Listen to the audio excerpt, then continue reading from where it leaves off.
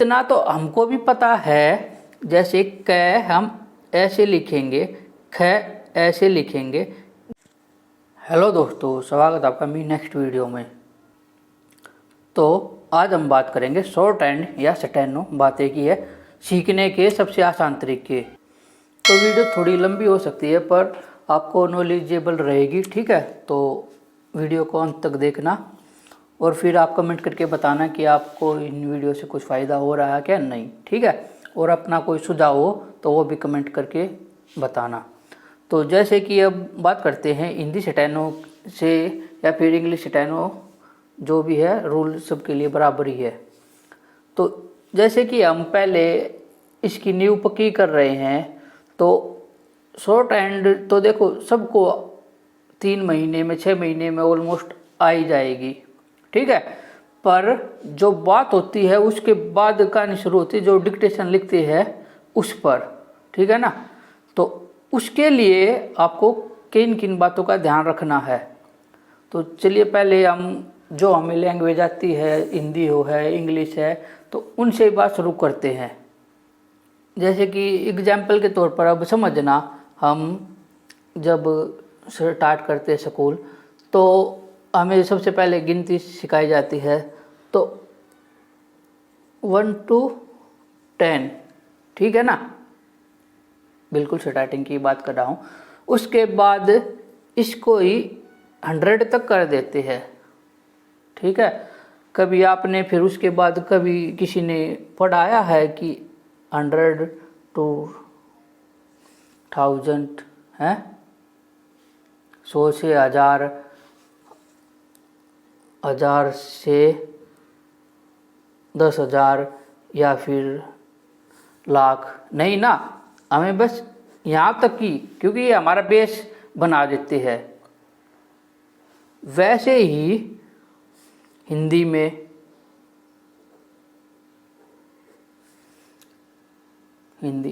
सबसे पहले ए आ ये सिखाए जाते हैं, है ना, जो हम स्वर कहते हैं।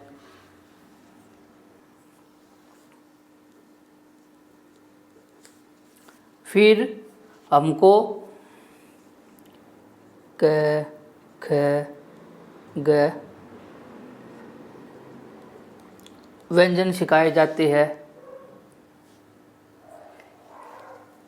वैसे ही इंग्लिश में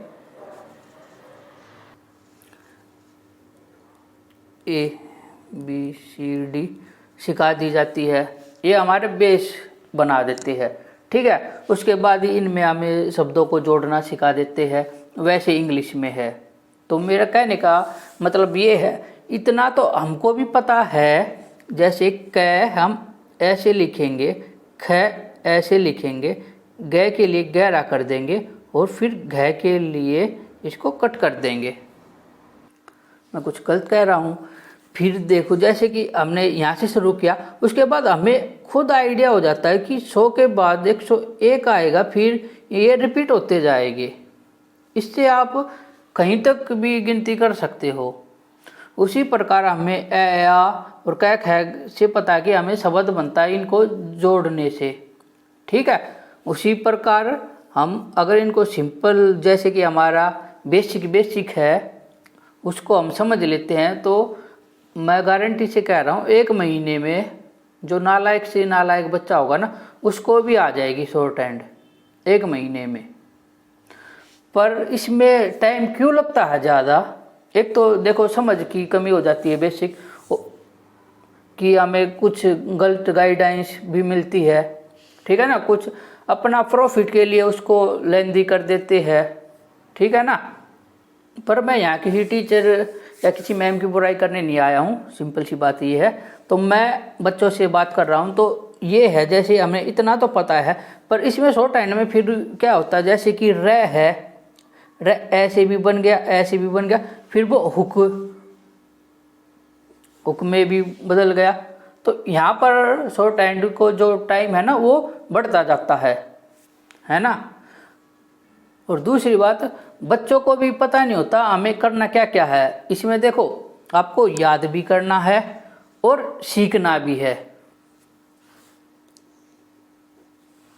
याद भी करना है और सीखना भी है। अब क्या याद रखना है आपको और क्या सीखना है? अब याद करो, अब जैसे कि शब्द चिन्ह आ गया, तो वे आप जो शब्द चिन्ह उनको आप याद ही करोगे ना, उनको आप सीख तो नहीं सकते ना।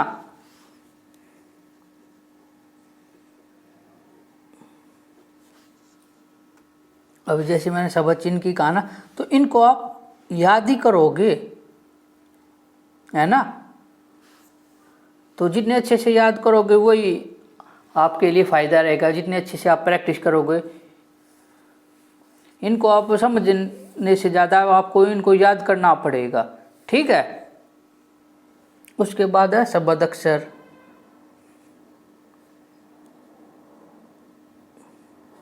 वैसे एक बात कह दूँ, शब्द चिन्ह और शब्द अक्षर बात एक ही है, पर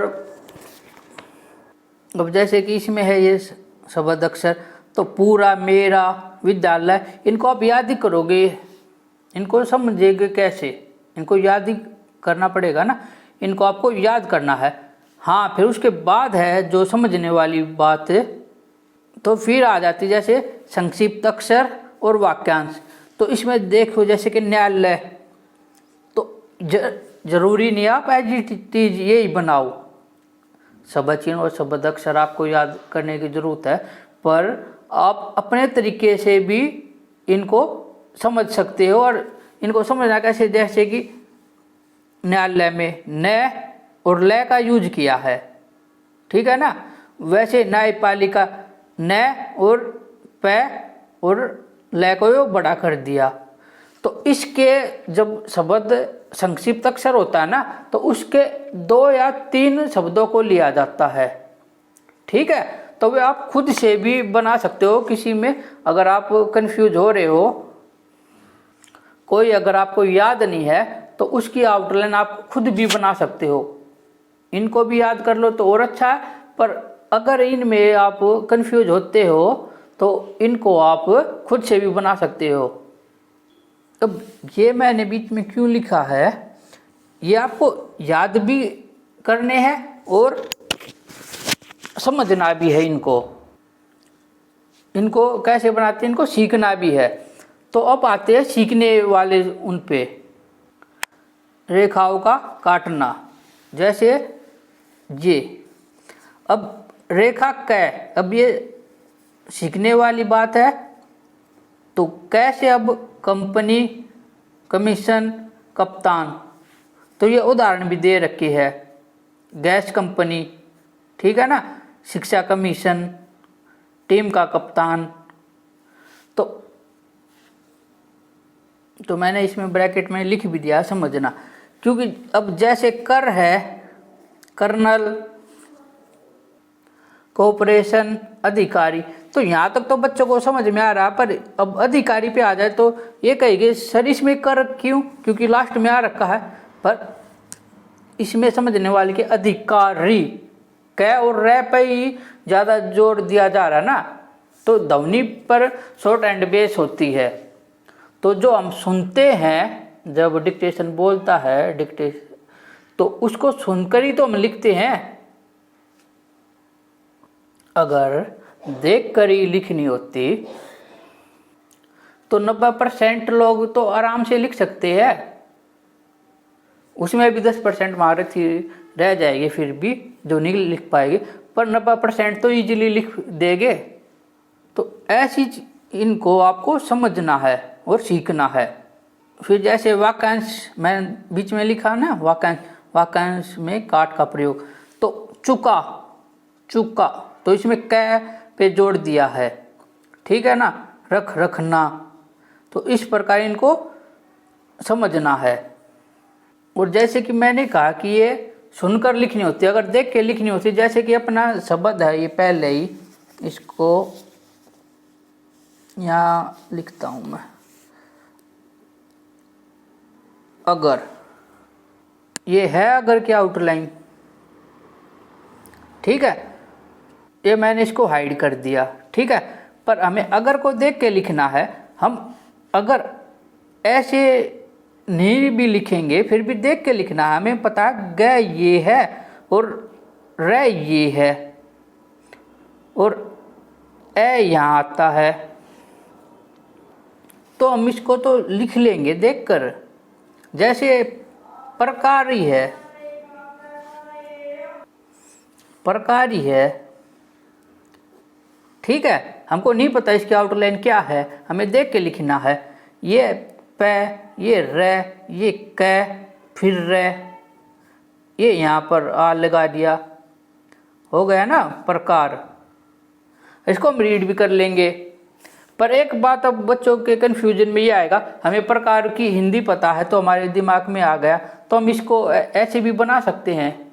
बना लो, पढ़ भी लो, पर जब डिक्टेशन आप इतना बड़ा बना रहे हो ना प्रकार, तो आपके साथ वाले ऐसे बनाकर वो आगे जा चुका बहुत, ठीक है ना, इसलिए इनको ऐड किया गया है।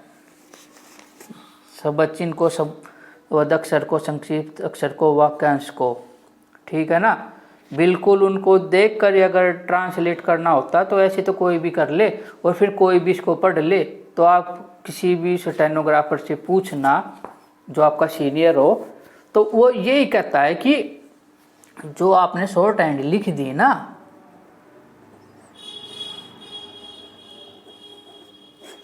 ये मैंने इंग्लिश में लिख दी, तो इसको तो सब पढ़ लेंगे, ठीक है ना।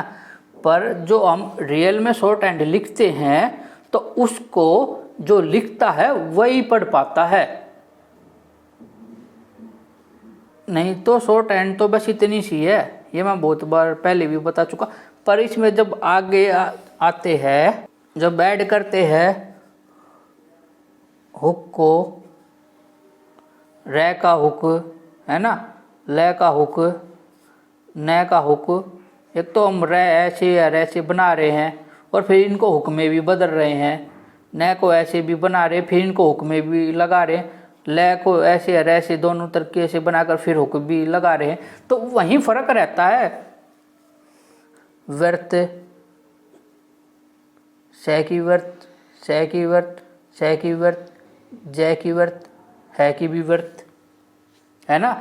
जितना आप इसको छोटा करते जाओगे ना, बुक ने आपको सारे तरीके बता दिए, वो आप पे डिपेंड करता है आपके माइंड में कितना याद है, आपने कितना याद किया और कितना सीखा है, कितना बुक को समझा है, ठीक है ना। अगर सिंपल तरीके से जाओगे सभी, तो फिर जो एडवांस है उनको फ़ायदा उन्हीं को होगा ना जिसने दोनों काम किए हैं। आपने सीख लिया कि क ये है ना, और र ये है और हुक भी है, पर मैं हुक क्यों लगाऊं जब मुझे रे बनाना आता है। अरे जो हुक लगाएगा तो उसका टाइम भी तो बचेगा ना। तो इसीलिए 5 मिनट में ये 5 या 10 मिनट की डिक्टेशन होती है, और जो ज़्यादा स्पीड से लिखता है, जितनी जल्दी लिखता है, वो पास हो जाता है। और जिसकी पेंसिल नहीं रुकती, जिसको शब्द चिन्ह और शब्द अक्षर याद है, तो वो मार नहीं खाता, उसको ट्रांसलेट अच्छी से कर लेता है, ठीक है ना। आई होप आपको ये वीडियो पसंद आए, और इसलिए मैं आपका ये वीडियो बनाने का मकसद यही है कि मैं आपका बेस मजबूत कर पाऊँ, ठीक है। वैसे मैंने कोर्स सारे कंप्लीट करा चुका हूँ जब मैं इन वीडियो पर आया हूँ। फिर भी आपका किसी वीडियो को दोबारा बनवाने का कोई है तो आप कमेंट कर देना। कोई आपको टॉपिक समझ में नहीं आया हो तो उस पर दोबारा वीडियो बना दी जाएगी, ठीक है। और इन वीडियो को प्यार दो, जिससे कि हम भी मोटिवेट होए और आपके लिए और अच्छी वीडियो बना पाए।